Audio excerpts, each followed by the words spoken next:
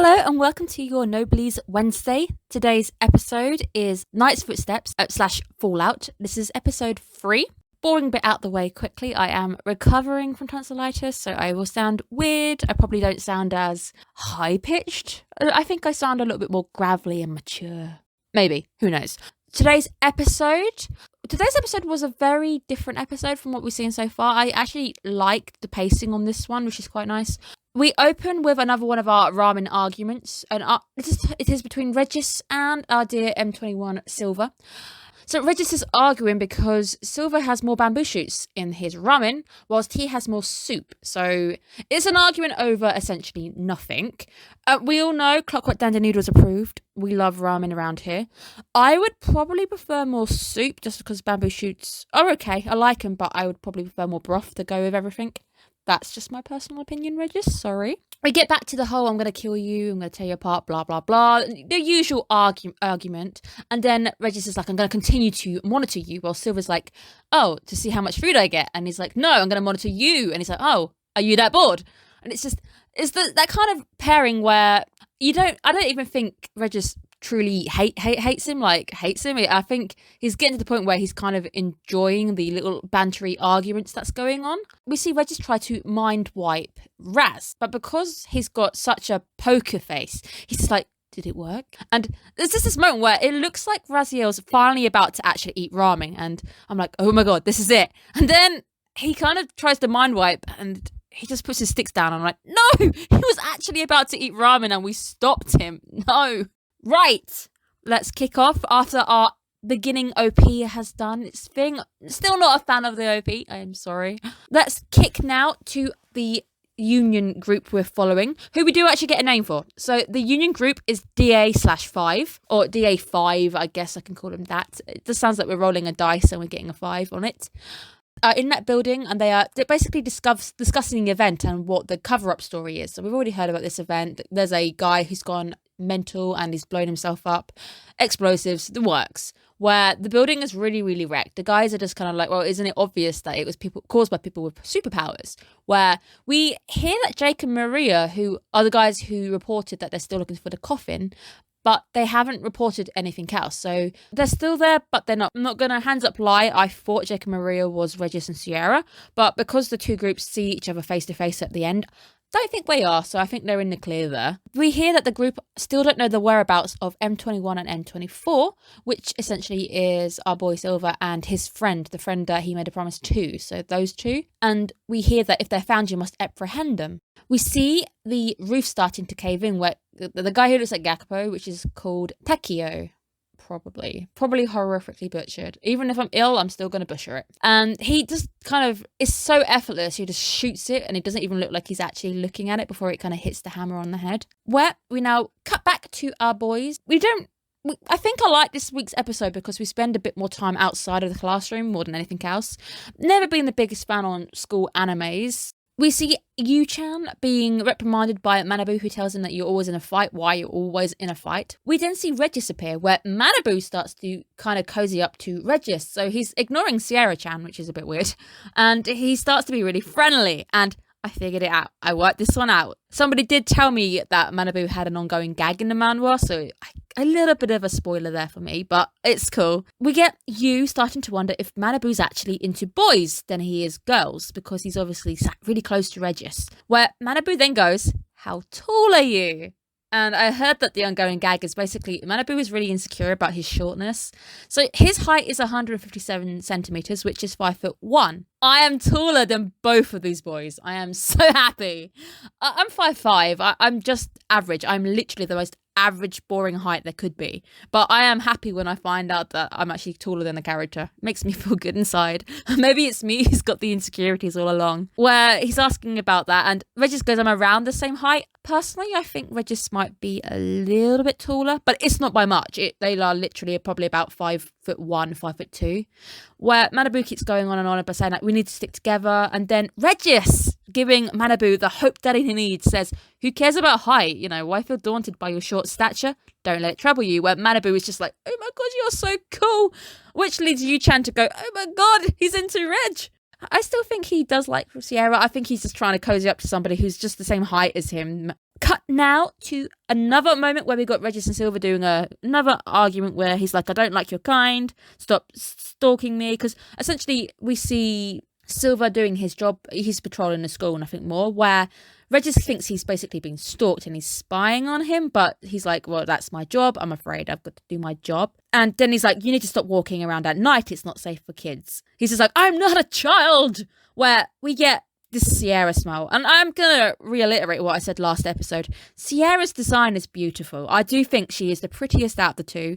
And she is pretty. She is gorgeous. She's got a great look. I like her. She's cool. Cut back to Franken and Raziel, who are both discussing the pair. I don't know if they're twins. They look similar. We just get a little bit of backstory where we find out that their families are still around, so they're a long-standing family, but their powers have kind of weakened. At the end of the day, they shouldn't harm anybody. They're not going to use their powers to harm people. Where it just kind of cuts to Raziel saying that the tea is bitter. I'm very curious to how many lines this guy's had over the past 3 episodes. I'm pretty sure it's a handful. It can't be very high into the 10s. He doesn't say very much. He's a very quiet character.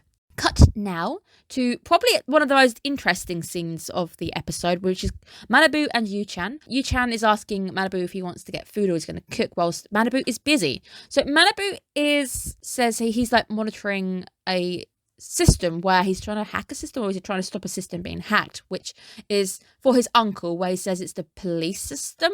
Yu offers to go and cook and he vanishes, where the Union tries to hack the system that Manabu is in charge of, which is probably the best. This is the best interchange between the two. I love it. He kind of gets an access denied whilst Manabu's like, ha, got you. And we start getting this really cool hacking sequence of the two sending blows back to each other, where Manabu sends this virus and it's a little box and it sends him all that pop-ups going down the screen, making me feel old back in the day when a virus literally would open 1 billion tabs at once on your screen.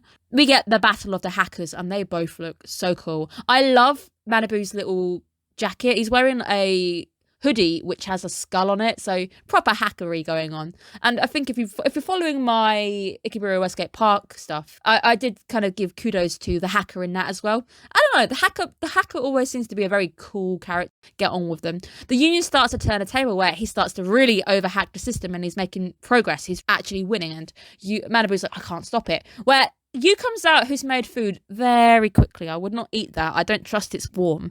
I don't know how he's made that food that quickly, where he trips over a cable, disconnecting Manabu's computer completely, where it dies. Because the hacker guys had so much fun doing this, let me also quickly give you his actual name, because I feel bad when I don't give somebody a name. He is Tao. So Tao is our hacker boy. Sorry for calling you hacker guy, but it's the Union hacker guy. Tao stops. So he kind of had so much fun, he doesn't push any further. He actually messages Manabu and he's kind of like, dude, are you okay? Why did you stop? At this point, Manabu has yelled at Yu and he's gone off to make a call to his uncle to inform him about the attack. Yu responds to the hacker. This scene made me, I was just kind of going, no, this is the worst thing that could have happened. Yu responds to the hacker and he's like, oh no, my super hunky friend has ripped out the cable. And the hacker's kind of like, I like you, let's meet up. I really would love to have seen that, just Manabu meeting this hacker guy, Tao. Whether it's still going to happen, I don't know, because they don't actually mention anything after this sequence. We don't see the pair again. Manabu must have seen the conversation, right? Yu deduced that this must be a woman that Manabu was talking to, so he asks, well, how old are you? And should I be calling you older woman Chan? And he's like, well, no, I'm a dude.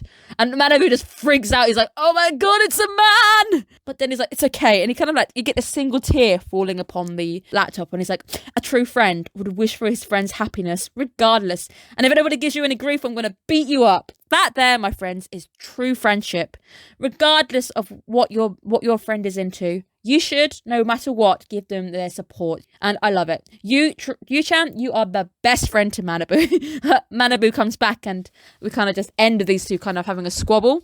With our next sequence, it turns out that the Union have, our group DA-5 have finally tracked down M-21, aka the Silver. Silver is the nickname I'm just giving him. I don't like calling him a code name because I feel bad. He deserves an actual name. He wants to be human, and we see that. So there's no sign of Jake and Maria right now, and your task now is to apprehend him. That's it. Bring him in. He's coming in. Let's cut now to another fight with Regis and Silver. And they're back to arguing again about killing one another. Just, the day isn't a good day if Regis hasn't threatened to kill Silver and Silver hasn't threatened to kill Regis. You know, one of those things. I'm just a stray dog with no owner because Regis is laying into him about just being a union dog, where he's like, I've got no owner. I made a promise to my friend, which kind of actually stops Regis. Regis does seem to be taken back by this, and it kind of stops the argument. Franklin comes in and we can see the floor is just trashed, where he just kind of loses it and he's like, that's it, you're all doing housework, where Regis is like, why should I do housework? And Silver's like, well, you promised to protect this house yourself. And Franklin's just at this moment, like I said, I think Franklin is my favourite actual character. I love him. And he's just like, shut up, start cleaning now. And Sierra, just as well, Sierra is probably also my second favourite character. She's done nothing. She's not taken part in this argument. She's not eaten anything.